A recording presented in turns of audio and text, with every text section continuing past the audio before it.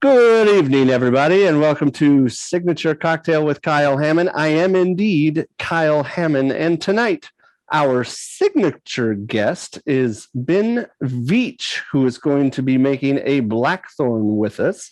Hello, Ben. Hello, Kyle. How are you? I'm living the dream each and every day. How are you? As am I. As am I. Yeah, everything's great.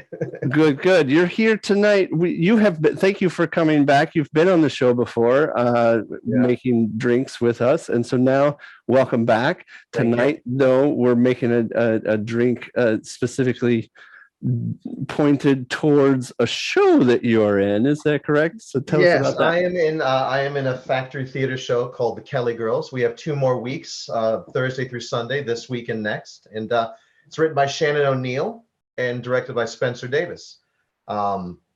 Briefly, it is about it takes place in Northern Ireland, which surprisingly learned that many people aren't aware of the Troubles anymore because it's not in the news like it used to be when I grew up and you probably grew up. Yeah, they had a piece in '98, so it kind of faded out of the news. But I think people are aware of it because the show, the Dairy Girls, which I highly recommend.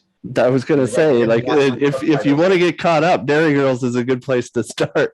Yeah, because that takes place right before the piece in Dairy Girls. It's a little bit of a spoiler there, but I kind of watched it for my dialect, and nice. It's super fun. Like I was sometimes myself binging. Anyway, so our show's based on 2 women, the Price sisters, Marion and Dolores Price, and that's where Shannon O'Neill, who wrote it, jumped off from. Right. Gotcha. So, cool. I play Shane Kelly, the patriarch. Gotcha. I was going to say you're not one of the girls, which I mean. No, I auditioned for that, but I didn't have the legs, so they went in a different direction. So I'm the father of the 2 girls, and Anne Sharon Smith, my wife, plays the mother. And through a series of circumstances, they're inspired to join the movement. I don't give too much away, but they join the movement and get involved with the things you'd expect: bombings, assassinations, all the things that you do when you're fighting guerrilla warfare. Wow. Yeah. So it takes place in Northern Ireland. The other, the not the flip side, but the flip side, I don't know if you've seen the new U2, a sort of homecoming reimagining of all of their albums. They talk about the Troubles and the Troubles from the Southern Ireland point of view, and there's a little bit in there. No spoilers, but like the part of the Sunday Bloody Sunday writing of those lyrics, he talks about can't we all just get along, basically, Yeah, I heard, we had a discussion about that I thought it was because that's a big deal. Actually, that takes place in Derry, I believe, in the late '60s. I always thought that song was about that, but apparently it's not directly about that. It's more about peace rather than about memorializing what happened to the people who were killed during Bloody Sunday. Right. But I think it's a great show. We're getting houses. It's it's not the normal factory fare. There are laughs, but it's definitely a drama with some comedic moments. So awesome. I think it's great. I'm having a great time. The cast is great. Yeah, and I've heard great things, and I hope to get to see it next weekend. Or this coming weekend, not next weekend, which is closing weekend, but hopefully very soon. And I'm excited to hear that people are coming. Like you're getting houses, and because theater. We're trying to come back, you guys. We are. Please come back and see theater. I'm trying to let everybody know, like, we need people to see theater. I was a little surprised, but it's a small house, but it's and we're on the north side. We're off the Howard Red Line, so that's daunting for some people, but I think it's well worth it. And there's the Howard Street Brewing Company next door. Yes. Run by Chuck on, who is Shannon O'Neill's husband. Exactly, and we've had Chuck on, and to some debate on whether or not beer is a cocktail and signature cocktail. But alas, he was here. We had a drink. It was fun. But in the meantime, what is the cocktail that we are making tonight? Tell me how to do it. We are making a Blackthorn. It is made with Irish whiskey. It looks delicious. I honestly have not tried this one. I was looking for ones that they would be new for the both of us. But it's got all the things I like in it. It's got whiskey and vermouth. It's got a little absinthe. So let's get started. Let's make something happen. I like it. Okay. So what do I do first? The first thing we're going to do is 2 ounces of Irish whiskey. All right, 2 ounces of Irish. Oh, and just so we're all clear, this is the weekend after St. Paddy's Day weekend. And so guess what was on sale for super cheap? I was just at the Jewel today. I should have got some more of that because we have a few bottles always backstage for when you're done with your scenes, you have a drink. So, yeah, absolutely. So anyway, so you should run to the Jewel and get some because it's almost half price right now. It's like wow, okay, cool. I'll get some Jameson. There we go. So all right, 2 ounces of Jameson. You said? Yes, I'm using a Powers Gold Label. It's a little fancier, but no, it's fancy. And should I put the ice in the cup first, right? I would do it later because it'll melt too much. You don't want to water it down, so put the ice in last. There you go. See, I'm glad it's going to be a stirring drink, not a shaking drink. All right, so here we go. I'm going to put it right in there. 2 ounces. Glug glug glug glug glug. I like the color of your mixer there. I'm a big fan of the copper. It's just like it works with my basement bar. It works out because my walls are very yellowy. Yeah. So the copper works. It's a nice. It does absolutely nice tie together. All right. Next, we're gonna do an ounce of dry vermouth. Ounce of dry vermouth. Yeah, I'm sure the specific type. I'm just using Cinzano extra dry, but I'm sure there's better quality ones, but that's what I got. This is what I got. The Martini and Rossi extra dry. Very solid. The very atypical. No, typical, not atypical. Yeah. Your basic dry vermouth. And we're doing 1.5 ounces? Just an ounce. Just an ounce. All right. Yeah. If you say so, I'm going to fill this guy up. Boom. Bada bing, bada boom. All right. Now what? All right. Now we're going to do a couple of 2 to 3 dashes. I'd like to do 3 of the orange bitters. The orange bitters. Yeah. Fancy. I got the same one. Little Angostura there. Yeah. I always have to be careful and not grab the chocolate bitters because it's right next to the Angostura or the orange. Oh, yeah. They kind of look the same. Yeah. That I got. You know what I also like is this I got at the smoked chili bitters. Oh, you have to tell me what you use that for. That looks good. I use it for all kinds of stuff, but for now, orange bitters. Yeah. Couple of dashes. Boom, boom, shalaka boom. Now what? Now we're off to the race. A couple of dashes of absinthe. Okay, so this is where we're going to have some fun times. Yeah. Because I have, I've told you that I have not had absinthe as of yet. One of the first signature cocktails that he did was Lillian Brown. She the drink called for absinthe, and I was like, well, I don't have absinthe. And then she was like, well, then you're not making this drink. Like, you're making something, but it's not this drink. I was like, oh, fair enough. All right, we'll throw some stuff. Anyway, I've put off getting absinthe for 3 years, and now I finally have some absinthe, except it's a bottle. It's not a dash. Sure. Well, I actually inherited this from my in-laws when they moved because you can't pack liquor. So I got this giant bottle of absinthe. I'm sure it's expensive because they always buy the best. But I do have this little dasher here. Nice. See, I don't. So we're going to use for olive oil. So we'll see how that adds to the taste profile. Give it a little something on the back end. Yeah. So all right. Well, we'll see what this does to mine. You're doing a couple of dashes in there. Yeah. All right. And I kind of like the taste of the absinthe. I like the kind of herbally flavors. So, well, that was the other thing, and I mentioned this last week on the thing is that I should always taste the material. Like I've never tasted absinthe just by itself, so I'm going to taste it a little bit. Yeah. If you'll indulge me. I'll do the same here because I haven't tasted this on its own in a while. I usually use it as a mixer. Ooh, it's got like a licorice smell to it. I like it.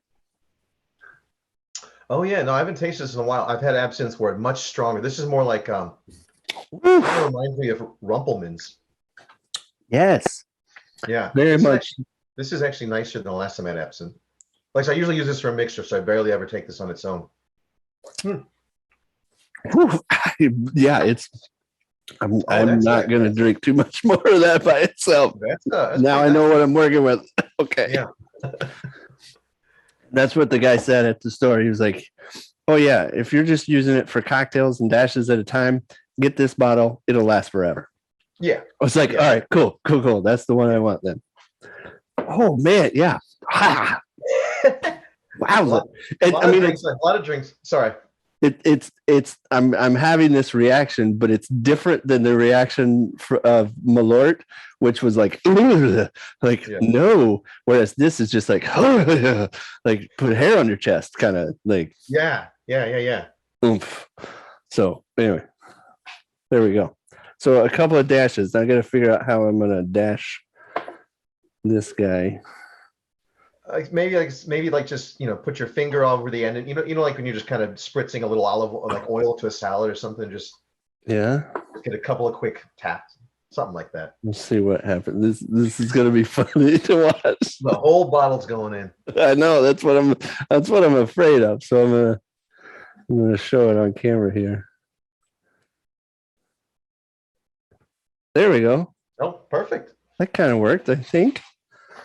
I don't know how well you could see it, but from my vantage point, I think that's a couple of dashes of absinthe. Got to get myself a dasher one of these days. All right. So now we got the absinthe, we got the vermouth, we got the whiskey. Yep. Now we're going to put some ice in there. I'm going to give it a stir. Oh, okay. And you want to stir it. I don't know, 2-3 seconds until the glass feels cold to touch. You want the glass to feel cold. You don't want to do it too long because then the ice will melt too much and water down the drink. Were you putting all that in the glass or mixing glass? In my mixer here. Mixing glass. Oh, okay. Yeah. All right. I've seen it done where it's done in a glass mixing, but I don't have one of those. I don't need. So I'm just gonna go this way. You work with what you got. Yeah.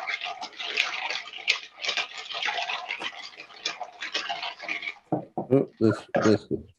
And then you want to strain that into your cocktail glass of choice. I'm going to use a fancy coupe that a friend of ours gave us. You like it? I like it. Seems pretty cold. Right. Put my glass up here. Bada bing, bada boom. There's my strainer. Oh, got like this kind of strainer. Yeah, that'll work. That's just a fine strainer, so that's great. Yeah. Let's see what happens here.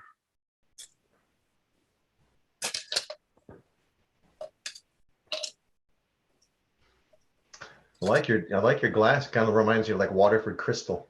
Yeah, that's why we got the wife is a big fan of Waterford Crystal. We went there on our honeymoon, actually. Oh yeah, the Waterford Crystal factory. So when I was like, I need to get some coupe type glasses, she was like, I'm on it. I'm like, all right, fair enough. So she got to pick them. Which what we got here, and so is that it? Or we? Oh no, we're gonna do. This is optional, but I like to be a little topper. You can do a little twist of orange. You want to make sure you twist it above the drink, so it'll drop a little essence of oil or something in there. I don't know. I can never actually taste it, but you want to give it a little twist and stick it in the glass. There you go. All right, I'm gonna do that right now, right here, like this, on this guy. Ooh. There we go. I don't know if that's going to be enough, but oh yeah, that's all you need. Give a little squeeze above the glass and plop it in there. I think I saw it have the essence.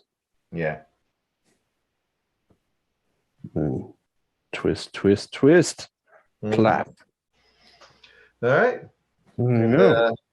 Here we go. I really need to get my overhead camera back because it looks a lot better floating in there. But yeah. Yeah. So All cheers. Right. Cheers. Cheers, sir. To the Blackthorn. Let's see. To the Blackthorn. To the Kelly girls. To the Kelly girls. Fuck the Catholic. Or no, fuck the British. Well, it's got a. I smell the orange, and it's but I also smell the.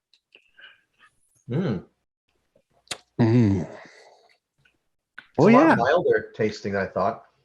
Yeah, I'm not getting as much absinthe. Because it's just a dash. Yeah, I still have it on my throat from tasting it. But it's very vermouth heavy. Like I can taste a lot. I'm not sure, but maybe my brand's particularly pungent. But I really just taste vermouth. I don't taste any of the whiskey. I taste a little bit of the whiskey, and that's what it's a good nice little mix. I like that. Yeah, I like it. I prefer like lighter drinks. I don't like the super sweet. So I like this. I could see sipping this. Yeah. And that's I'm generally and Anne knows this because she made a drink when she was on that was like with maple syrup and really sweet because I'm like I like the sweet drinks. That's one that I think that's called the Debbie Don't. Yes. And Anne's mom loves that, and it's super simple, and it's tequila, lemon, and maple syrup, and that's one of our summertime go-tos.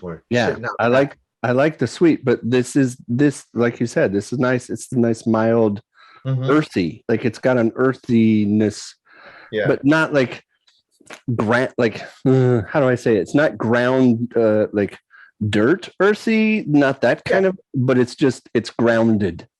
Yeah. Your feet are firmly on the ground. Walking, may the steps hit what's the Irish slancha? May the steps hit your ground as you walk along the earth, and cheers to all of that. I don't know. I'm sure that's what it is. Sure, it sounds elegant in the original Irish. Yeah, it sounds much better if you actually talk to the Gaelic people. Yeah, well, that's nice. Thank you for introducing me to that. And as we'll do a little homework and find new cocktails. So yeah, and that's thank you for bringing I'm trying to find more uses for my vermouth that I'm trying to dabble in and find more stuff with that. So cheers. This is good. I'm going to make a few of these. If I'm ever back on, like, so I've got one called the Billionaire. That's got it's a sweeter one. It's grenadine, simple syrup. It's got some bourbon and absinthe and lemon juice. It's actually it's a little more absinthe heavy. I like it because it's absinthe heavy mixed with the sweet. So it's but I thought I did this one to tie in with the show I'm in. So I like it. So we'll have you on this summer and we'll make a billionaire. Yeah. Hopefully between now and then I will become a billionaire. But if not, cheers. We're all just living the best life. Cheers. Enjoying it while we can. Thank you for joining. Check out Factory Theater. What is it? What is the website and all the fun stuff? Kelly Girls, let's see. I've got a postcard here. I don't remember. I think it's like Factory Theater, thefactorytheater.com, but theater with an ER, not an RE. Not an RE. Yeah. Cheers. Have a good weekend, everybody. Yeah. We'll see you at the show. Yeah. I like to make funny noises when I drink.